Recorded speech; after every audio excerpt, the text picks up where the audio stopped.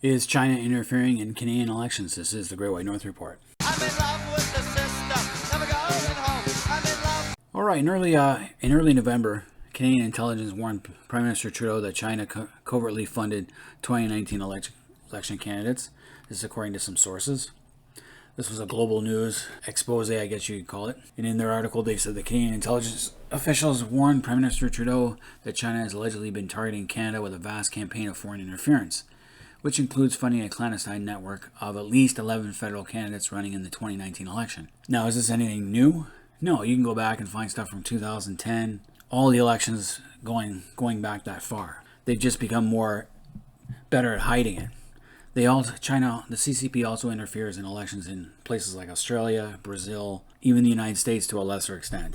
The Prime Minister and several cabinet members, in a series of briefings and memos presented last January, included detailed examples of Beijing's efforts to increase its influence and in turn subvert Canada's democratic process. Based on recent information, Canadian Security Intelligence Services, CSIS, allegedly involved payments through intermediaries to candidates affiliated with the Chinese Communist Party, placing agents in the offices of MPs in order to influence policy and seeking to co-opt and corrupt former Canadian officials to gain leverage in Ottawa, and mounting aggressive campaigns to punish Canadian politicians when the People's Republic of China views as threats to its interest. CSIS could not answer some questions, but the service confirmed it has identified the PRC's foreign interference in Canada, which can include covert funding to influence election outcomes. So does it happen? It wouldn't surprise me. I would say yes. The RCMP cop says Mounties investigating foreign interference but declines to provide docs. There's no evidence at the time of foreign interference in the 2019 federal election. So they're going to say that. Now, they are currently investigating foreign interference, but she declined to hand over redacted documents on these investigations to the committee. So this is a common standing committee on procedure in House Affairs, and they passed a motion back on November 14th to requiring federal government departments and agencies to produce redacted documents on foreign interference in the 2019 federal election. So it seems like they're also not responding to the committee, and it's nothing new. This has been stonewalled for a long time. It happened when the two Chinese scientists were escorted from that Winnipeg lab back in 2018. So we're never going to really know the full truth because the Liberal government is hiding it. And before the end of November, Poilievre was accusing Trudeau of obscuring questions about alleged Chinese interference in 2019. If you go on YouTube and watch the clip, Poilievre asked specifically 7 times whether China interfered in the 2019 election. Trudeau dodged it every time by saying he wouldn't discuss sensitive topics in the House. So he dodged the question, obscured the question, and said that he confirmed that he never received any information from security agencies or intelligence officials about federal candidates receiving money from Beijing.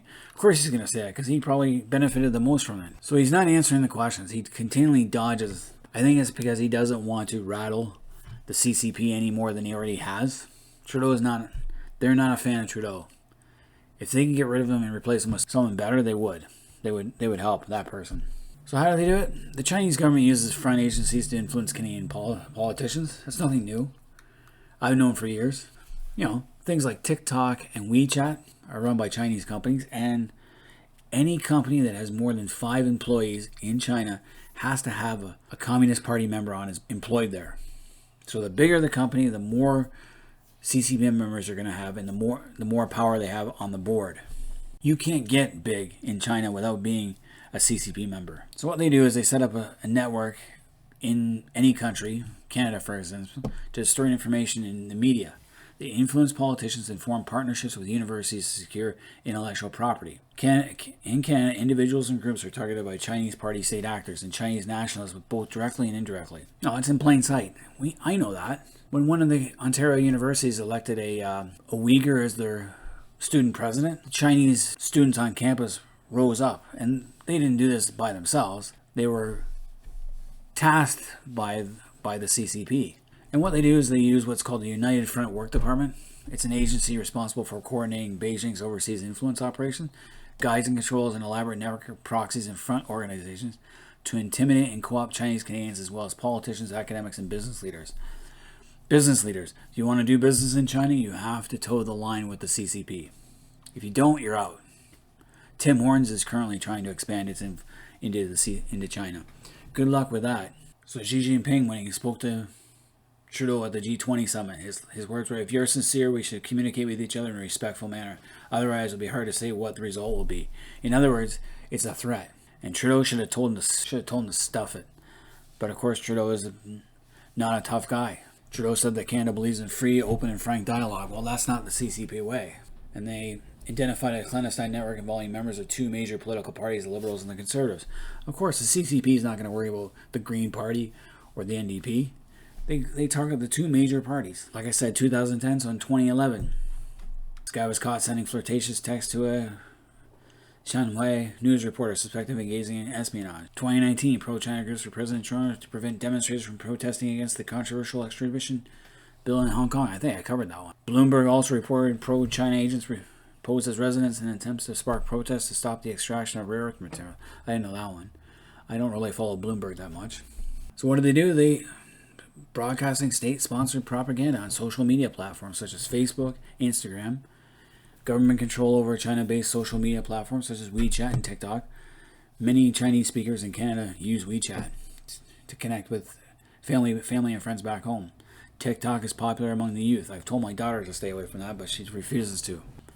As well as espionage and diplomatic coercion. So China uses the United Front work to co-opt and neutralize sources of potential opposition to the policies and authorities of its ruling Chinese Communist Party. They're responsible for coordinating these kinds of influence operations, mostly focuses on the management, of potential opposition groups inside China, but also important foreign influence missions. So they are in Canada. They act like any normal people, but they influence, especially Canadians or university students or people on a work visa or a permanent residency visa from mainland China and Canada who still have family back home. They put pressure on them.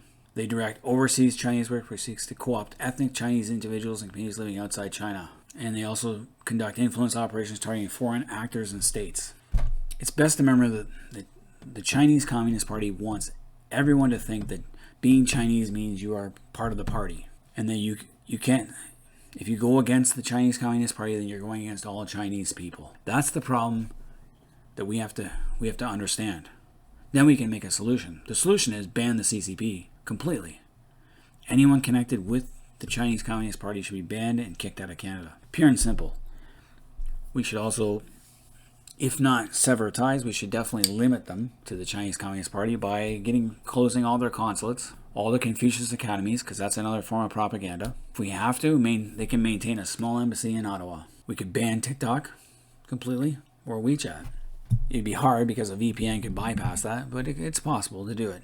Make it harder anyway. We could also stop having university students from the Chinese mainland come to Canada, which will make universities howl because that's where a lot of their money comes from nowadays. But it's important. It's either time to sell out or nut up. I prefer to nut up and stop being a sellout. Now, they also take advertising out in newspapers and magazines to spread their propaganda. Ads in newspaper, it's just, especially the Chinese language newspapers. The Communist Party puts a lot of emphasis on that, and they spread their propaganda through that. It's no wonder the Chinese influence in Canada. University of Scarborough Student Union President, Shimei Lao, and this is what they do. They influence. Chinese influence is alive in Canada and still going around. And the only way to get rid of it is to completely ban the CCP. Anyway, any Canadians out there, let me know what we can do to minimize China's influence on Canada and what ways we can hit back. Leave comments in the comment section. Until next time, this has been the Great White North Report. I'm in love with the